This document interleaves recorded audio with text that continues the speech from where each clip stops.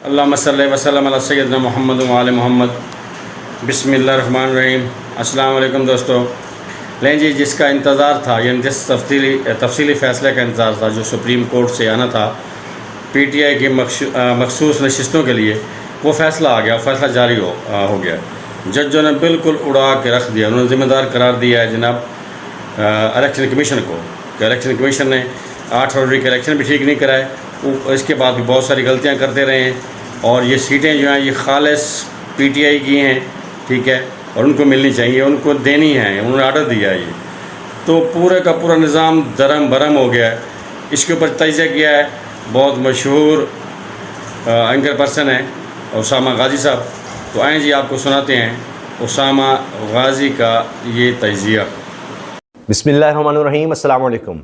Supreme court का तफसीली फैसला आ गया है मखसूस नशिस्तों के बारे में, और सबकी तसल्ली करवा दी गई है। बड़ी देर से इंतज़ार था कि मखसूस नशिस्तों के हवाले से अब तफसीली फैसला आएगा तो उसमें क्या कुछ होगा। दबाव भी डाला गया था जजेस पर कि वो हाथ हौला रखें, लेकिन जजेस डट गए हैं और वो खौफजदा नहीं हुए।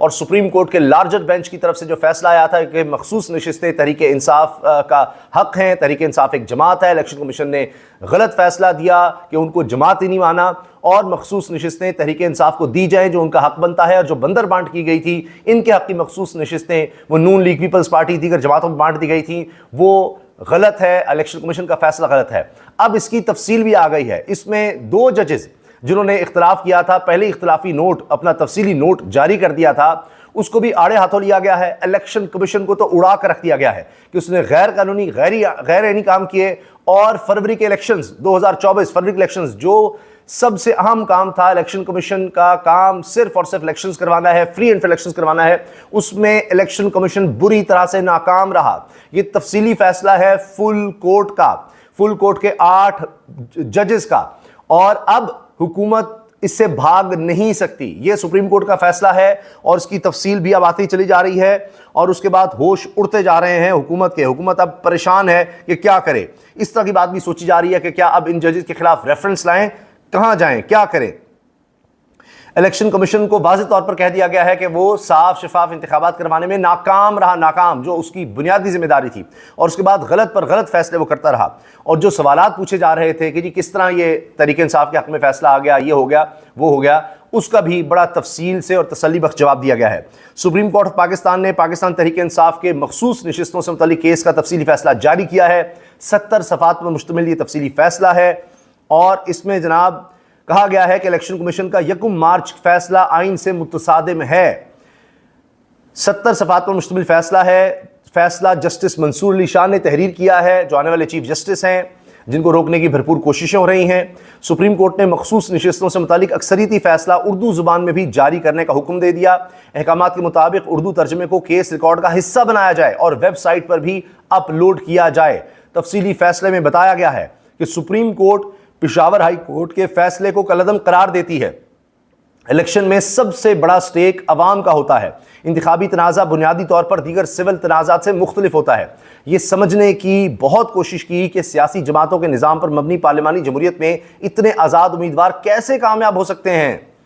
फैसले के मुताबिक इस सवाल का कोई तसल्ली बख्श जवाब नहीं दिया गया।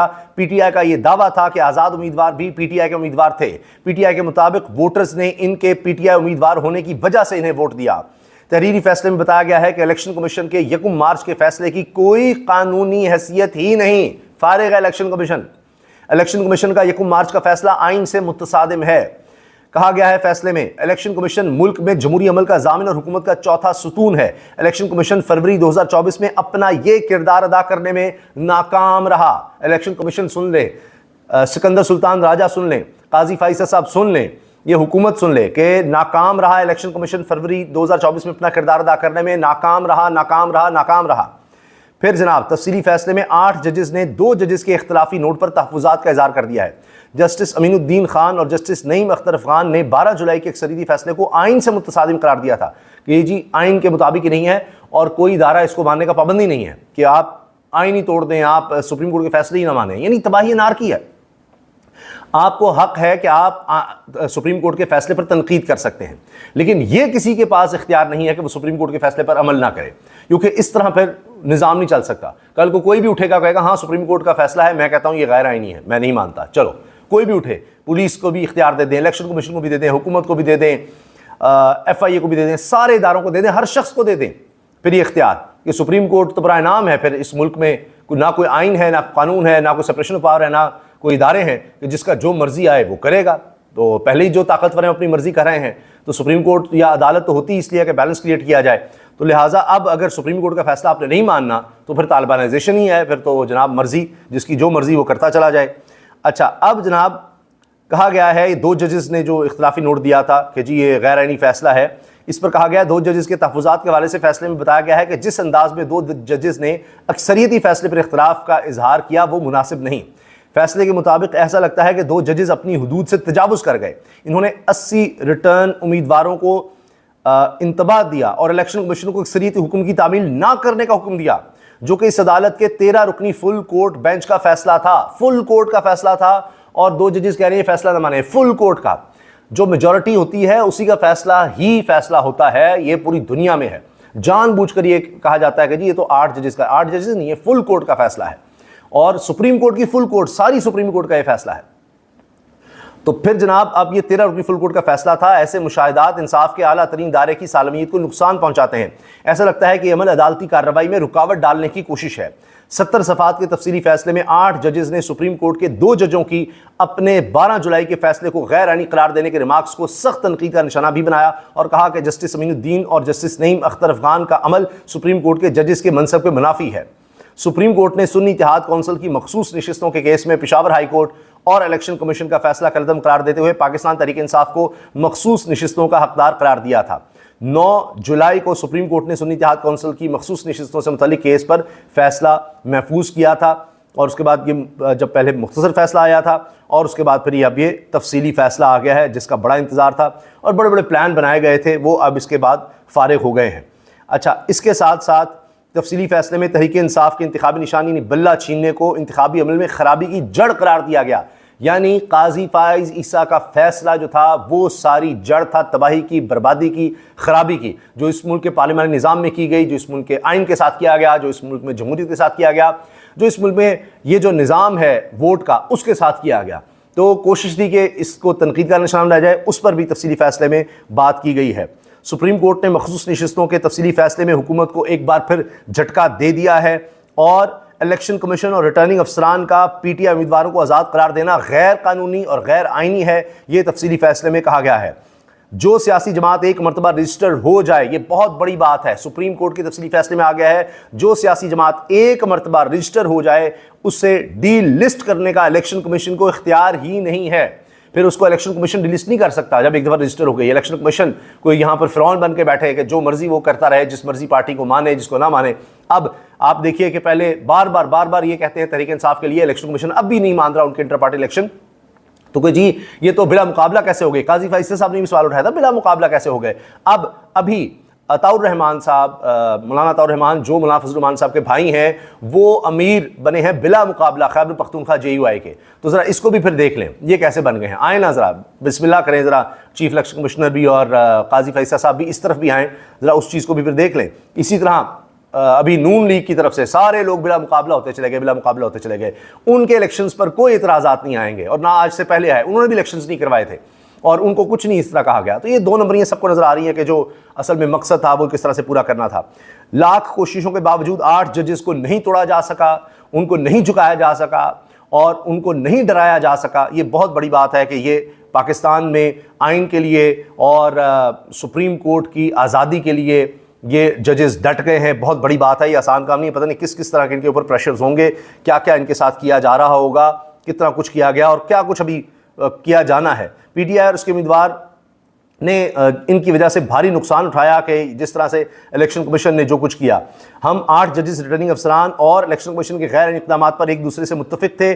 PTI और इसके उम्मीदवारान ने इनकी वजह से भारी नुकसान उठाया, ख़ास तौर पर PTI को मखसूस नशिस्तों पर नुकसान पहुँचा।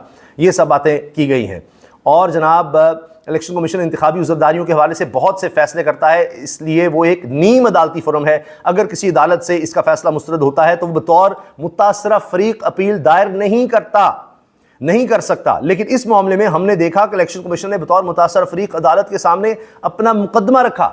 ये ऐसी है जिस तरह हाई कोर्ट कोई फैसला दे और उसके बाद हाई कोर्ट खुद पार्टी बन जाए आगे आके सुप्रीम कोर्ट में, या सेशन कोर्ट कोई फैसला दे या सिविल कोर्ट को फैसला दे, उसके खिलाफ अपील आती है उसके फैसले के खिलाफ, तो इलेक्शन कमीशन एक नीम अदालती फोरम है, वो खुद से किस तरह आ गया कि उसके फैसले के खिलाफ आगे अगर सुप्रीम कोर्ट आ गया, वो खुद भी आ गया, वो पार्टी बना हुआ है, उसको कहां से आ गया कि वो आए। कभी अदालत भी जाकर कहती है जी मेरे फैसले के खिलाफ ये इन्होंने आगे अपील में आए हैं तो मैं भी आ रहा हूं। कभी आपने सुना आज तक दुनिया में कहीं होता है कि सिविल जज, सेशन जज उठकर हाई कोर्ट आए, हाई कोर्ट उठ के सुप्रीम कोर्ट आए, जज के जी देखिए मेरे फैसले के खिलाफ आए हैं, मैं पार्टी बन रहा हूं इसमें, मेरी भी बात सुने कि मैंने ये फैसला क्यों दिया, कैसे दिया। अंदाजा लगाइए आप, ये जानिबदारी है इलेक्शन कमीशन की। यहां से ये बात आ रही है कि कहा जा रहा है कि इलेक्शन कमीशन से इस्तीफा देने का तमाम के तमाम मुस्ताफी हों।